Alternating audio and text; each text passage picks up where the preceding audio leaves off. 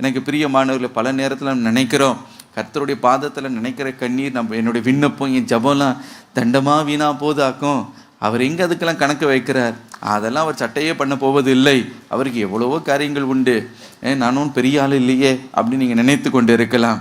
இல்லை பிரியமானவர்கள், இந்த ஒவ்வொரு கண்ணீரையும் அவர் கணக்கு வைக்கிற தேவனாக இருக்கிறார். ஹல்லேலூயா. He has numbered each and every one of your tears. ஒவ்வொரு கண்ணீரையும் அவர் கணக்கு வைக்கிற தேவனாய் அவர் இருக்கிறாராம். அது எல்லாம் ஞாபக புஸ்தகத்தில் எழுதி வைக்கிறாராம்.